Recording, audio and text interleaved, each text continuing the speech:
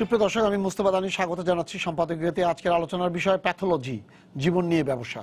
আর এ নিয়ে আলোচনার জন্য আমাদের স্টুডিওতে উপস্থিত আছেন প্রথমেই অধ্যাপক doctor Moniruddin Ahmad, clinical pharmacy ও ফার্মাকোলজি বিভাগ, ঢাকা বিশ্ববিদ্যালয়। ওই প্রান্তে আছেন তৌফিক মারুফ, সভাপতি বাংলাদেশ হেলথ রিপোর্টার্স ফোরাম। এবং এছাড়াও আমাদের ময়মনসিংহ থেকে সরাসরি আমাদের সাথে যোগ দিয়েছেন ডাক্তার মোহাম্মদ মতিউর রহমান ভূঁইয়া, সহযোগী অধ্যাপক ও বিভাগীয় প্রধান, প্যাথোলজি বিভাগ, ময়মনসিংহ মেডিকেল কলেজ হাসপাতাল। তবে আলোচনা শুরুর আগেই চলুন দেখে নিই এখনকার প্রধান সংবাদগুলো। রাজধানী জুড়ে আইন শৃঙ্খলা রক্ষা বাহিনীর টহল জোরদার, সবকটি শহর সিসি ক্যামেরার আওতায় আনার ঘোষণা স্বরাষ্ট্রমন্ত্রী।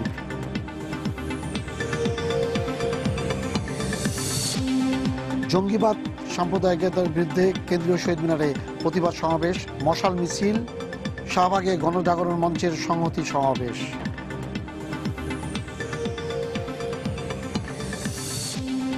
রাজধানীতে আবারও বিদেশিদের উপর দুর্বৃত্তের হামলা, উত্তরায় তাইওয়ানের দম্পতি আহত, পুলিশ বলছে লেনদেন নিয়ে বিরোধ, আটক এক।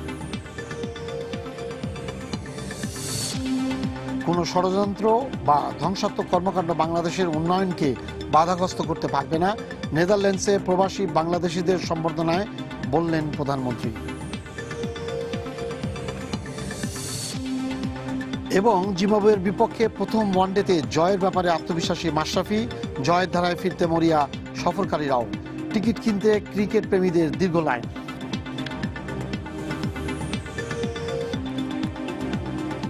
স্যার, আমরা একটু দেখে নিই পুরো আমাদের যে বিষয়টা, তাতে জনগণ কি বিপদে আছে এই প্যাথোলজি এবং এই রিপোর্ট নিয়ে। এক জায়গায় পরীক্ষা করলে এক রিপোর্ট আসতেছে, আরেক জায়গায় পরীক্ষা করলে আরেকটা রিপোর্ট আসতেছে। সকল মেশিনের মান এক সমান না। আমি নিজে একবার একটা আল্ট্রাসাউন্ড করতে গেছিলাম আমার ওয়াইফের, সে বলে জরায়ু টিউমার হয়েছে। হ্যাঁ, পরবর্তীতে দেখা যাচ্ছে জরায়ু টিউমার হয় নাই। এই পর্যন্ত প্রায় 15 থেকে 20 টেস্ট করেছি, কোনো টেস্টই ডাক্তারও ধরতে পারে না। কয়েকদিন পূর্বে একটা ইউরিন টেস্ট করছিলাম, এক ক্লিনিকে নিয়ে যায়, যখন দেখালাম বললো এটা ঠিক হয়নি, আরেকটা ক্লিনিকে বলে এটা ঠিক আছে। আমি রাশিয়াতে পড়তে যাওয়ার জন্য মেডিকেল টেস্ট করি, কিন্তু সেখানে আমার এইচআইভি পজিটিভ ধরা পড়ে। আমি তো এটা মেনে নিতে পারি নাই। অন্য একটা মেডিকেল সেন্টারে আবার পুনরায় টেস্ট করি, তো আমার কোনো সমস্যা ধরা পড়েনি। আমার বাচ্চা হওয়ার সময় আমাকে 3টা মেডিকেল নিয়ে গেছে, নিয়ে যাওয়ার পরে 3 জায়গায় আলট্রাসাউন্ড করছে, বলছে যে আমার বাচ্চা মারা গেছে। মৃত বাচ্চা বের করার সময় বাচ্চা কান্না করে উঠছে। কান্না শুনে আমরা জানতে পারলাম, আমাদের অভিভাবক জানতে পারলো যে আমার বাচ্চা জীবিত। টাকা এক একটার মান এক এক রকম, কেউ 1000, কেউ 1500, কেউ 800। একটা টেস্ট ডায়াগনস্টিক করতে গেলে আমি 1000 টাকা, অন্য জায়গায় 3000 টাকা, ইভেন 5000, এমনকি আপ টু 10,000 টাকা পর্যন্ত। স্যার, জনগণের কথা তো শুনলেন। হ্যাঁ, যে তাহলে জনগণ কার কাছে গিয়ে এই নিজের বাস্তব রিপোর্টটা পাবে? আমি খুবই কষ্ট পাচ্ছি যে জনগণের যে অভিব্যক্তি, যে দুঃখবোধ, যে কষ্ট, যে লাঞ্ছনা গঞ্জনা, এটা কার কাছে বলবে? আপনাদের কাছে বলতে পারে, মিডিয়ার কাছে বললে আপনি তুলে ধরবেন, মানুষ জানবে, সরকার জানবে, কর্তৃপক্ষ জানবে, হয়তো ব্যবস্থা নেবে। কিন্তু আশ্চর্য লাগে আমার কাছে যে আপনার মানুষ রোগ নিয়ে, তার চিকিৎসা শনাক্তকরণ নিয়ে ব্যবসা করে।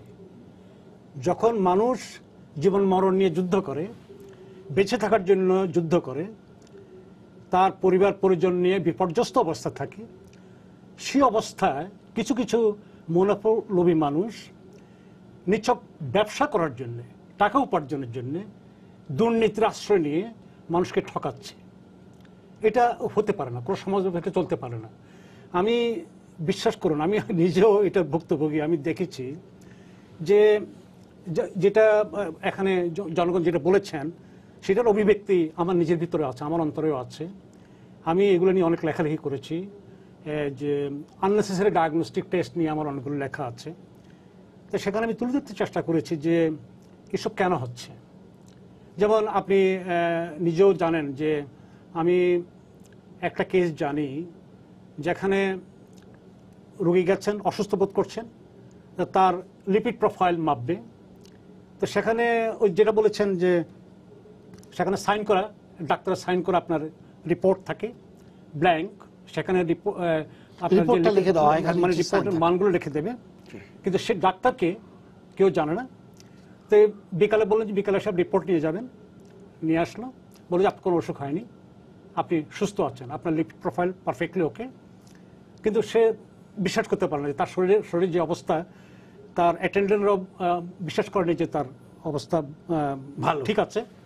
আরেকটা উন্নত মানের আপনার ল্যাবে গেলেন এবং একই টেস্ট আবার করালেন, সেখানে জাস্ট বিপরীত ফলাফল এসেছে। আপনার আগের টেস্টে ট্রাইগ্লিসারাইড এসেছে আপনার 180, পরের টেস্টে আপনার এসেছে 820, টোটাল কোলেস্টেরল এসেছে 150, পরের টেস্টে এসেছে আপনার 350। এইচডিএল এবং এইচডিএল দুটোই জায়গায় ঠিক কাছাকাছি ছিল। তখন এটা দেখে একজন অভিজ্ঞ চিকিৎসক নিজেই মাথা হাত দিয়ে বসে গেছেন, এটা কী করে সম্ভবপর হয়। একজন রোগী যাকে এইভাবে বিভ্রান্ত করা হচ্ছে, এটা তো হতে পারে না। আরেকটা কেস বলি আমি, এক মহিলা দুটো ল্যাবে গেছেন, পাশাপাশি দুটো ল্যাব আছে প্রেগন্যান্সি টেস্ট করার জন্য। একটা তো বলেছে পজিটিভ, আরেকটাতে একই দিন বলেছিলেন নেগেটিভ। তিনি বুঝতে পারছিলেন যে কোনটা সত্যি। তিনি থার্ড অপশন নিলেন, থার্ড অপশন নিয়ে অবস্থা নিলেন, নিয়ে সেখানে দেখলেন যে সেটাও নেগেটিভ। তো তিনি একটু নিশ্চিন্ত হলেন, কিন্তু তিনি পুরোপুরি নিশ্চিন্ত হতে পারেননি যে আসলে পজিটিভ নেগেটিভ। এই যদি অবস্থা হয় তা আপনি যাবেন কোথায়?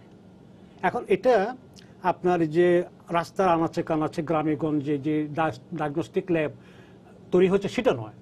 আপনি দেখবেন যে ঢাকা শহরেও বড় বড় যে সমস্ত ল্যাবগুলো আছে, যেখানে হাজার হাজার রোগীর ভিড় হয়, আমার সন্দেহ হয় যে সেখানেও সঠিকভাবে আপনার ডায়াগনস্টিক টেস্ট হয় কিনা, রেজাল্টগুলো ঠিক আছে কিনা আমি বুঝতে পারি না। কারণ এত মানুষের ভিতরে, এত টেস্টের ভিতরে ভুল কিছু থাকতে পারে, এবং সেটা যদি ক্রিটিক্যাল জটিল ভুল হয় তাহলে রোগী কিন্তু বিপজ্জনক অবস্থায় পড়ে যেতে পারে। তো সুতরাং আমি আশ্চর্য হই যে আমি বহু বছর বিদেশে কাটিয়েছি, বিদেশে আমি অনেক ল্যাবে টেস্ট করিয়েছি, আমার বডি টেস্ট করেছি, প্রত্যেকটা টেস্টে মোটামুটি করা হয়েছে, সেখানে কিন্তু আমি এরকম অবস্থা দেখিনি। তারা নিখুঁতভাবে আপনার পরীক্ষা করেন, প্রত্যেকটা টেস্ট নিখুঁতভাবে করে একটা নিখুঁত আপনার ফলাফল দেবেন, এবং তারা এটা মনিটর করেন, আবার অন্য জায়গা থেকে এটা মনিটর করেন, করে তারা নিশ্চিত হয়ে তখন আপনার রিপোর্ট, আপনার ফলাফলটা প্রকাশ করেন। তৌফিক এ নিয়ে রিপোর্ট করতে করতে তো শেষ হয়ে গেছেন না। এখন বিষয়টা হচ্ছে যে আমরা দর্শক যারা যে অভিমতগুলো দিলেন, এটি তো একেবারেই বাস্তব। আমি আমার নিজের অভিজ্ঞতা, আমার বাবা মারা গেছেন, মারা যাওয়ার 2 বছর আগে ঢাকার একটি হাসপাতালে তার প্রোস্টেট গ্ল্যান্ডের অপারেশন করালাম বায়োপসিতে। সেই হাসপাতালটায় বলল যে ক্যান্সার, এবং ইমিডিয়েটলি আজকে থেকেই পারলে আজকে আরেকটা সার্জারি করতে হবে এবং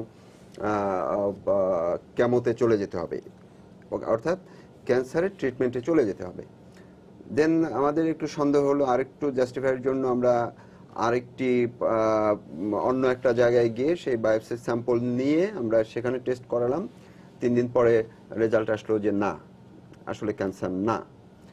তো এই যে অবস্থা, যে যখন একটা ফ্যামিলি যদি জানে যে আমি যখন জানলাম যে আমার বাবা ক্যান্সার আক্রান্ত, দেন আমাদের টোটাল ফ্যামিলির মানসিক অবস্থাটা তখন কি হয়। তো ওইখান থেকে যখন আবার আমরা দেখলাম যে না, ক্যান্সার না, দেন একটু ফিরে আসলাম। তো মানুষের এই যে সিচুয়েশনটা, আমি অন্য জায়গায় কথাটা বলবো যে এটা শুধুমাত্র যে চিকিৎসা ব্যবস্থাপনার জন্য সেটা না। এর মধ্যে স্যার বলেছেন যে তীব্রভাবে অনৈতিক, অসাধু ব্যবসা বা মুনাফা যাই বলি, সবটা মিলে আসলে একটা ক্রাইম, অ্যাবসলিউটলি হেলথ ক্রাইম। এই ক্রাইমটার সুযোগটা পাচ্ছে কিন্তু এখানে সরকারের ব্যর্থতা আছে, তাদের মনিটরিং এর অভাব আছে। দেখেন, আমি যেহেতু এটা নিয়ে কাজ করি, তো কাজের ক্ষেত্রে আমি দেখতে পাচ্ছি যে সারা দেশে এখন প্রায় 4000-এর মতো আছে প্যাথোলজি অ্যান্ড ডায়াগনস্টিক সেন্টার মিলে। এর মধ্যে ঢাকা শহরে আছে 1500-র মতো। তো এগুলোর প্রপারলি মেনটেন হয় কি হয় না, এটা দেখার মতো সুযোগ বা জনবল, স্বাস্থ্য অধিদপ্তর বলে যে তাদের জনবল নাই। তো যদি এই অবস্থা হয়, যদি দেখাই না যায়, তাহলে তো এই বিশৃঙ্খলা চলতেই থাকবে।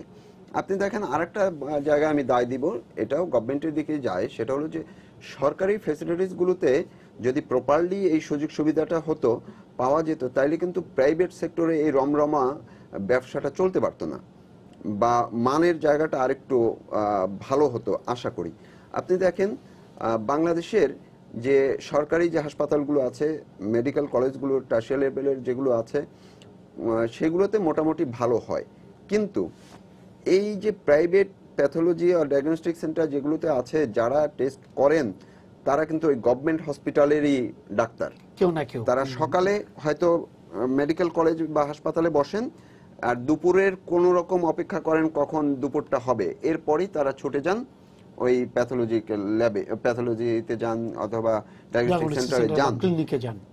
সেখানে একটু আগে আপনি বলছিলেন অফলাইনে, তখন যে অনেক জায়গায় ওই প্যাথোলজিতে আপনার উপযুক্ত প্যাথোলজিস্ট থাকে না, টেকনিশিয়ান থাকে না, তারা ডাক্তারের সিল মেরে, আমরা অহরহ এই ঘটনা পাচ্ছি, ডাক্তারের সিল মেরে নিজেরাই দেখা যায় ওটা কিছু একটা লিখে দিয়ে দেয়। তাহলে ভুল হবে না হবে কি? আপনার ডাক্তারের কি এই ক্ষেত্রে দায় নাই? একজন ডাক্তার উনি 5টা ডায়াগনস্টিক সেন্টার কিংবা প্যাথোলজিতে বা 10টায় যান, কমিশনের জন্য তারা এগুলো করে থাকেন।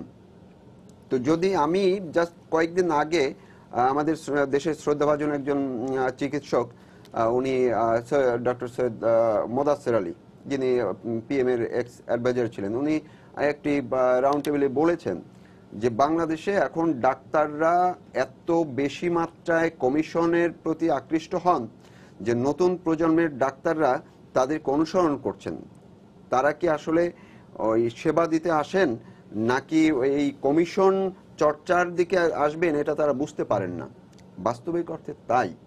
যদি তাই হয়, ডাক্তাররা একদিকে যেই ডাক্তাররা প্যাথোলজি বা ডায়াগনস্টিক সেন্টারের সাথে যুক্ত, তারা যেমন এটা করেন, অন্যদিকে তাদের রিপোর্ট বা বিভ্রান্তিমূলক যদি কোনো রিপোর্ট হয়, ভুল যদি কোনো রিপোর্ট হয়, যিনি অন্য ডাক্তার, মেডিসিনের একজন ডাক্তার, ক্যান্সারের একজন ডাক্তার, উনি তো ডায়াগনস্টিক রিপোর্ট দেখে দেন ট্রিটমেন্ট দিবেন, তিনি তো ভুল রিপোর্টের উপর ভুল ট্রিটমেন্টই দিবেন, তো চিকিৎসাটাই তো টোটাল ভুল হবে। তো এই যে অপরাধের কারণে একজন রোগী যদি ভুল চিকিৎসার কবলে পড়ে উনি মারা যান, দায়টা কার? তো টোটাল চিকিৎসা ব্যবস্থাটাই আসলে এই অবস্থাটায় যাচ্ছে। এখন এই ক্ষেত্রে আর একটা বিষয় আমি বলছি যে জেলা শহরে বা মহানগরগুলোতে এই অবস্থা, গ্রাম পর্যায়ে বা উপজেলা লেভেলে আরো বাজে অবস্থা। আমার কাছে এই নিপোর্টের সরকারি প্রতিষ্ঠান নিপোর্টের জাস্ট একটা জরিপ হয়েছে, সেই জরিপের চিত্র এতই আমাদেরকে হতাশ করেছে যে আপনার শুধুমাত্র 3-4টা টেস্ট উপজেলা লেভেলে করার কোনোটা উপযোগী আছে, আর ম্যাক্সিমাম গুলোতে নাই, সবই কিন্তু জেলাতে বা মেডিকেল কলেজে এসে করছে। এরা হচ্ছে মেইনলি এই যারা অসাধু ব্যবসায়ী, ডায়াগনস্টিক সেন্টার কিংবা প্যাথোলজির যারা, সবাইকে আমি ঢালাওভাবে বলছি না, ভালো যে নাই সেটা না, ভালো আছে, কিন্তু যারা অনৈতিকভাবে চর্চার মাধ্যমে, ব্যবসার মাধ্যমে অবৈধভাবে টাকা আয়ের পথে যাচ্ছে, তাদের শিকার হয় এই গ্রামের মানুষ, কারণ তারা ঢাকা এসে ভিড় করে। দেখেন, মাত্র আমার এই কাগজটা আমি নিয়ে এসেছি, এখানে দেখা যাচ্ছে যে শুধুমাত্র, এটা কিন্তু গভর্নমেন্টের রিপোর্ট, নিপোর্টের ইউএসআইডির সহায়তা তারা এটা করেছে, মাত্র 27% উপজেলা লেভেলের, উপজেলা এবং জেলা লেভেলের হাসপাতাল মিলে মাত্র 27%-এ আপনার হিমোগ্লোবিন টেস্ট হয়, আর বাকিটার হয় না। আপনার ব্লাডের গ্লুকোজ টেস্ট হয় মাত্র 13%, অর্থাৎ 13% ফ্যাসিলিটিতে হয়। ইউরিন প্রোটিন টেস্ট হয় মাত্র 16% হাসপাতালে, জেলা উপজেলা লেভেলে। ইউরিন গ্লুকোজ টেস্ট হয় মাত্র 15% হাসপাতালে। আপনার ইউরিন প্রেগন্যান্সি টেস্ট হয় মাত্র 19%। তো এর বাইরে যারা, তারা কোথায় যাবে? তারা এসে এই খপ্পরে পড়ে যায়, খপ্পরের মধ্যে পড়ছে। তফিক, আমরা আবার আসবো, তার আগে আমি একটু মতিউর রহমানের কাছে যাই। ডক্টর মতিউর রহমান, জি আপনি কথাগুলো শুনেছেন তো? জি, আমি সবগুলো শুনেছি। জি, আপনি বলবেন আপনার অভিমতটা কি? আমি একটু আগে যে বললেন, আমি সবগুলোর সাথে মোটামুটি একমত, তবে কয়েকটা জিনিস আমাদের একটু ভাবতে হবে। জি, একটা হচ্ছে যে একটা সেবাধর্মী একটা কাজে আমরা চিকিৎসকরা নিয়োজিত, আমাদের অবশ্যই আরো যতদূর সম্ভব আমাদের আরো বেশি সাবধানতা অবলম্বন করা উচিত। তবে লোকবলের অভাবটা কিন্তু আপনার মাথার থেকে উড়িয়ে দেওয়া যাবে না। আগেও আপনি বলেছেন একজন যে সরকারি হাসপাতালগুলোতে কিন্তু যথেষ্ট পরিমাণে ভালো এবং কোয়ালিটি সার্ভিস দেওয়া হচ্ছে, কিন্তু বেসরকারি প্রতিষ্ঠানগুলোতে কম হচ্ছে।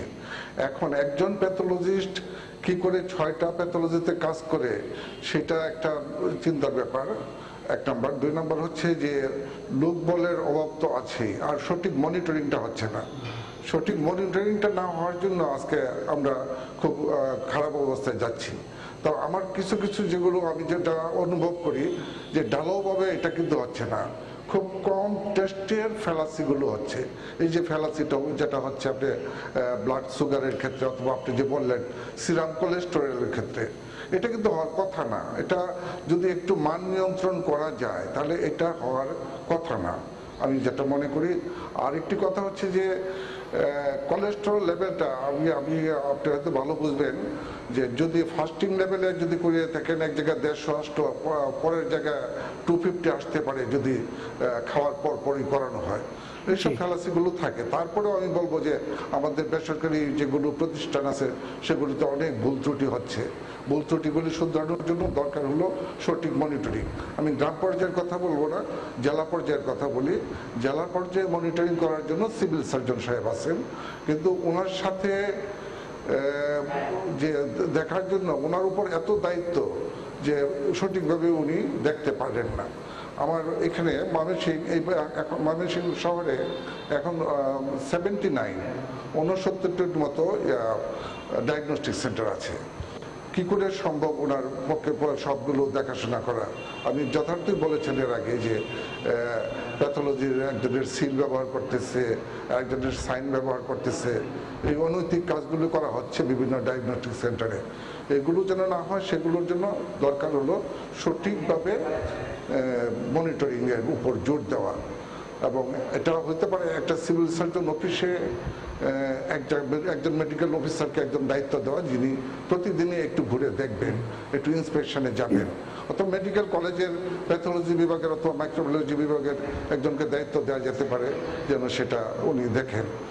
আর একই সাথে আমি আরেকটা জিনিস আমি বলবো যে প্যাথোলজিতে গ্রামগঞ্জে যেটা হচ্ছে সেটা আসলেই একটু অনৈতিক হয়ে যাচ্ছে। কারণ প্যাথোলজির কনসালটেন্ট কিন্তু গ্রাম পর্যায়ে নাই, শুধু ডিস্ট্রিক্ট পর্যায়ে আছে, এবং প্রতিটা ডিস্ট্রিক্টেও নাই। প্যাথোলজির কনসালটেন্টের পোস্ট বাড়াতে হবে। সাথে সাথে এখন যারা রিপোর্ট প্রদান করছেন গ্রামে গঞ্জে এবং উপজেলাগুলোতে অধিকাংশ ক্ষেত্রে কিন্তু টেকনোলজিস্টটাই রিপোর্ট দিয়ে দিচ্ছেন, যেটার উপরে নির্ভর করতে হচ্ছে আমাদের ডাক্তারদের। সব ডাক্তারদেরকে আমরা অসাধু বলবো না, এবং সব ব্যবসা প্রতিষ্ঠান যারা পরিচালনা করতেছেন তারা সবাই কিন্তু অসাধু না।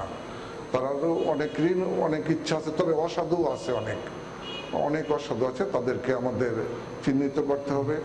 আর একটা ব্যাপার, আমি এটা অবশ্য উঠে আসিনি, আমি একটু বলতে চাচ্ছি যে জনগণ যে প্রতারিত হচ্ছে টাকার ব্যাপারেও কিন্তু রেটের ব্যাপারে, কোনো ডায়াগনস্টিক সেন্টারে একটা টেস্টের এক রকম রেট নেওয়া হচ্ছে, অন্য সেন্টারে আরেক ধরনের রেট নেওয়া হচ্ছে।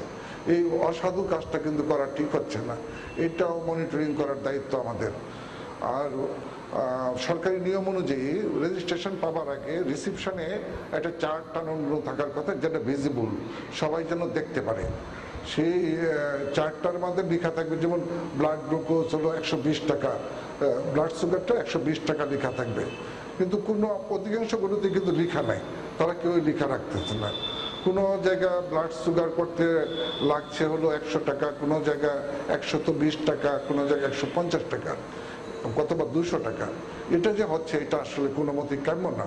আমরাও এটা প্রতিবাদ করি সবসময়, এবং আমাদের যে প্যাথোলজি সোসাইটি আছে তারা একটা রেট আমরা করে দিয়েছি, কিন্তু মালিক যারা, ডায়াগনস্টিক সেন্টারের মালিক যারা, তারা সেটা ঠিক মতো ফলো করে না। অধ্যাপক মতিউর রহমান, আমরা একটু আপনার সাথে আবারও আসবো এই বিষয় নিয়ে কথা বলতে।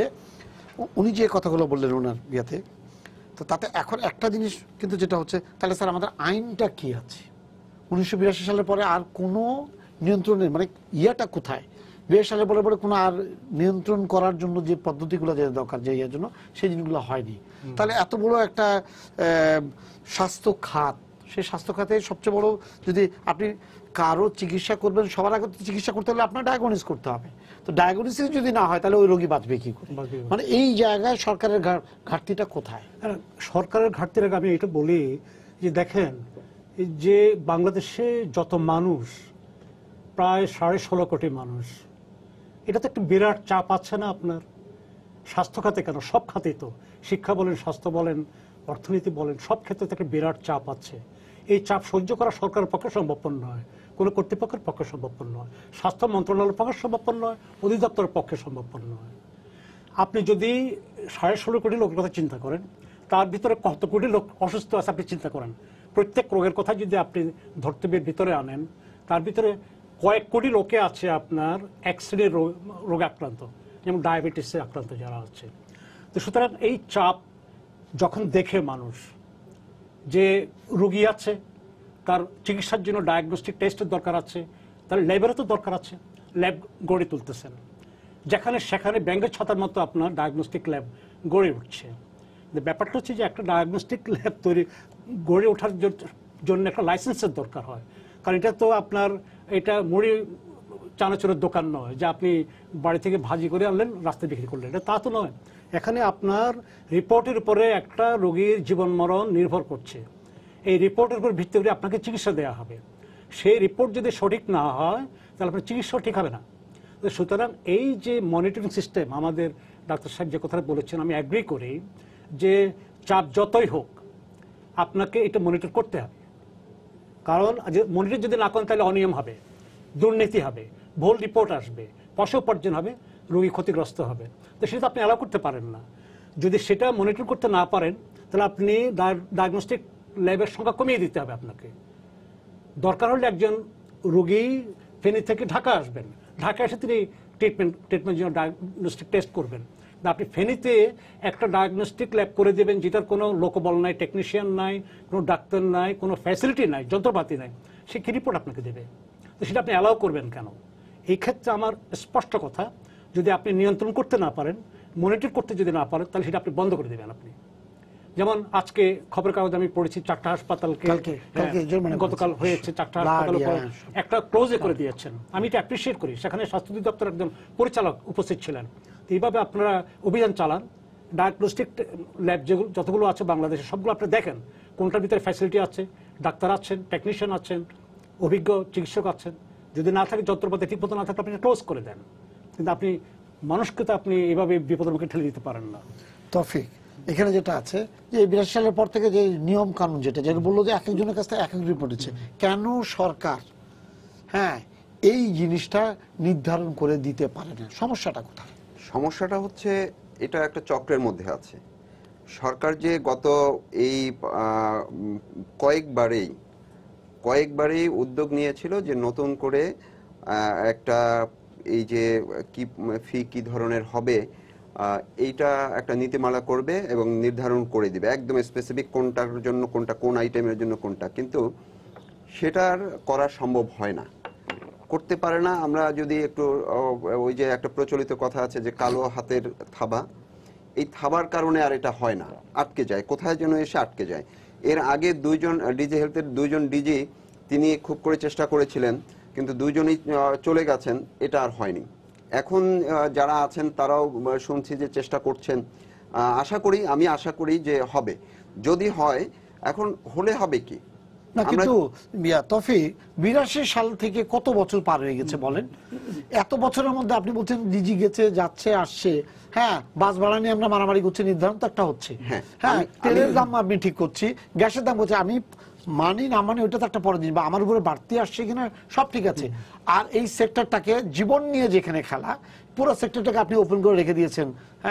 এখন এই ক্ষেত্রে যে সমস্যাটা ওরা বলছে যে ক্যাটাগরিটা করতে পারছেন না কি এখন এই বর্তমান যিনি মন্ত্রী আছেন মোহাম্মদ নাসিম, উনি দায়িত্ব নেওয়ার পরপরই আপনাদের মনে আছে যে উনি খুব জোর দিয়ে বিভিন্ন সভায় সমাবেশে হাসপাতালে গিয়ে বলেছেন যে কেন প্রাইভেট সেক্টরে যেই একটি ব্লাড টেস্টে 2 টাকা যায় সেখানে কেন 200 টাকা নেওয়া হয়, কেন নেওয়া হয় এটা উনি খুঁজে বের করে যারা এরকমটা করে তাদের বিরুদ্ধে ব্যবস্থা নেওয়ার জন্য বলেছেন।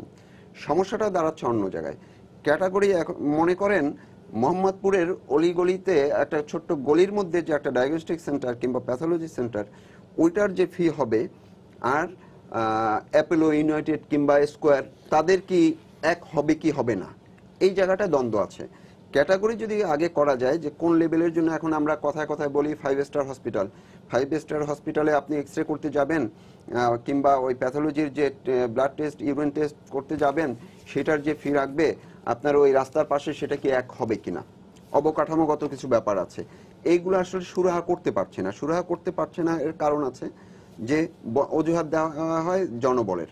কিন্তু আমার যেটা উপলব্ধি, আমার উপলব্ধিটা হলো মেইনলি এই বিশৃঙ্খলা যতদিন টিকিয়ে রাখা যাবে ততদিন তাদের আনঅথরাইজড ডায়াগনস্টিক সেন্টারগুলো বেঁচে থাকবে। মানুষকে না, আনঅথরাইজড ঠিক আমি বলবো না, আমি বলি এইটা যে প্রত্যেকটারই কিন্তু লাইসেন্স নেওয়া হয় না, কিন্তু ওদিকে অনেক ইয়া আছে যার কোনো লাইসেন্সও নেই। হ্যাঁ, আমি ওই জায়গাটা আসছি। এখন লাইসেন্স নাই কি রকম, আপনার লাইসেন্স নেওয়া হয়, নামে হোক বেনামে হোক যেভাবে হোক নেওয়া হয়, আবার দেওয়াও হয়। দেয়া হয় কোত্থেকে? স্বাস্থ্য অধিদপ্তর থেকে দেয়া হয়।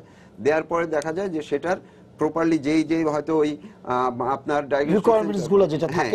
আমি কি করলাম, আমি ঠিকাদারি করি কিংবা আমি আলু পটলের ব্যবসা করি, আমার মনে হলো যে এই ব্যবসাটা ভালো হবে, আমি একটু সাইনবোর্ড লাগিয়ে ওই ডিজি হেলথে যখন আবেদন করলাম, তারা যেদিন দেখতে আসবে একটার অফিসে হয়তো 2-5 দিন লাগাই সাজাই টাজাই আমি অনুমোদনটা নিলাম। অনুমোদনের পরে ওইটা আর রাখি না, হয়তো যে ছাপড়া ঘরের মধ্যে আমি শুরু করি। এখন সেটার কোয়ালিটি তো কোনোভাবেই এক হবে না। আপনার ইকুইপমেন্টস যা আছে সেগুলো যদি প্রপারলি না হয়, জনবল, ওই যে এখন ম্যাক্সিমাম ডায়াগনস্টিক সেন্টার কিংবা প্যাথোলজির ল্যাবে কর্মী, হয়তো কর্মচারী একসময় চার্ট আনতো, সেই এখন টেকনিশিয়ান হয়ে গেছে, সেই দেখে ডাক্তার হয়ে যাচ্ছে। তাহলে মেইন সমস্যাটা কিন্তু কোয়ালিটি। গভর্নমেন্টের ডিজি হেলথ থেকে যে অনুমোদনগুলো দেওয়া হয়, ইদানিং সেখানে বা মাঝে মধ্যে অভিযান চালানো হয়, র্যাব অভিযান চালায়, ম্যাজিস্ট্রেট অভিযান চালায়। অভিযান যে চালায় না সেটা না, অভিযান চালায়, কিন্তু সমস্যাটা কি? আরেকজন আমাদের ওই ডাক্তার ভাই যেটা বললেন, সিভিল সার্জনরা অভিযান করে, অভিযান মাঝে মাঝে যায় দেখে। এই ক্ষেত্রে কিন্তু বড় অভিযোগ আছে, আমাদের কাছে অহরহ অভিযোগ আসে। কিরকম?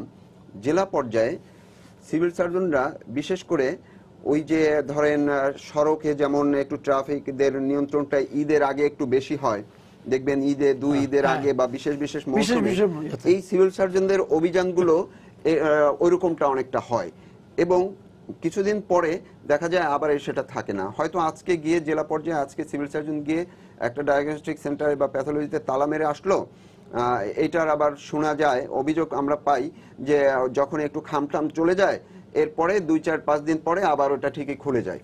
তো যদি একটা প্যাথোলজি ল্যাবকে বন্ধ করে দেয়া হয় যে এখানে মানসম্মতভাবে পরীক্ষা নিরীক্ষা হয় না, তাহলে কিভাবে এত দ্রুত সেটা আবার খুলে যায়? আপনারা আজকে এখানে খোঁজ নিয়ে দেখেন, যতগুলো বন্ধ আছে 1 মাস আগে যে কটা বন্ধ করেছে, এর মধ্যে কয়টা এখন বন্ধ আছে? ম্যাক্সিমামগুলো খুলে গেছে। বলা হয় কি এই কাগজপত্র ঠিক করে নিয়েছে, আসলে কি ঠিক করে? এটা দেখবে কে? স্বাস্থ্য অধিদপ্তর চেষ্টা করে, যিনি পরিচালক আছেন তিনি চেষ্টা করেন।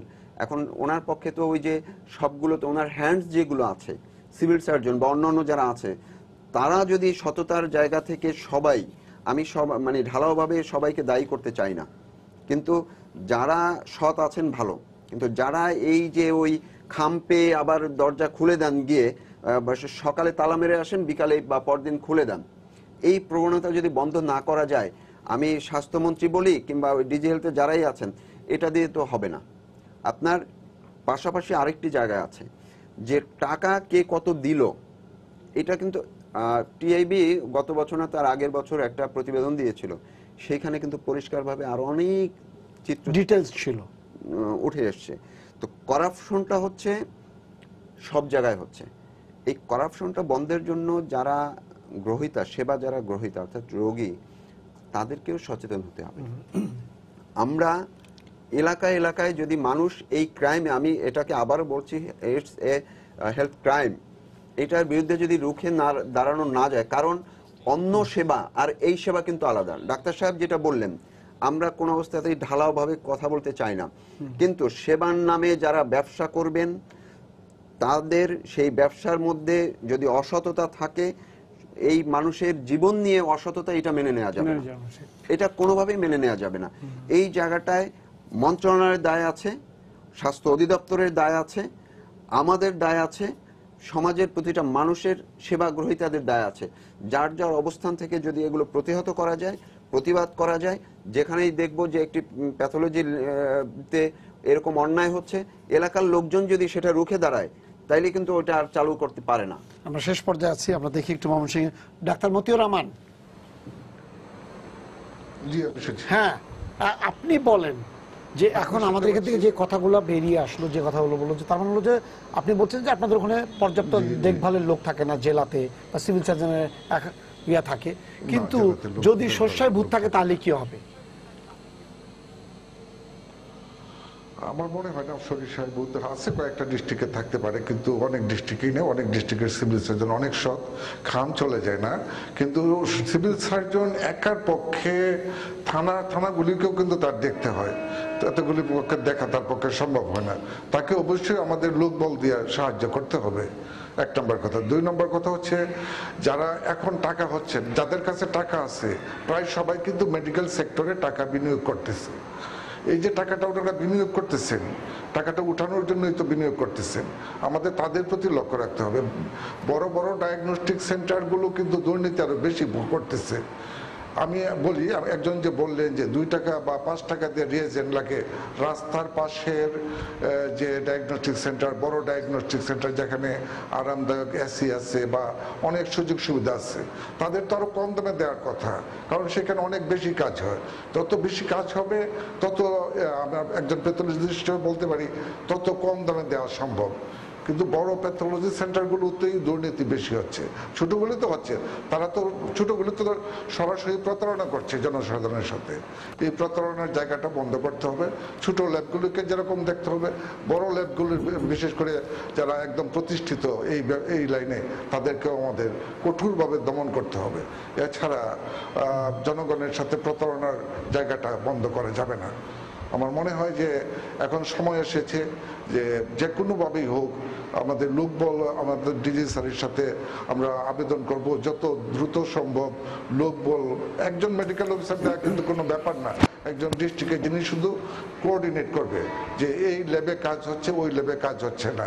এখানে শুধু খামের ব্যাপার না, এখানে ওদের দেখাই হচ্ছে না, তাহলে উনি কি করে বুঝবেন যে কোনটাতে ভালো কাজ হচ্ছে, কোনটাতে খারাপ কাজ হচ্ছে?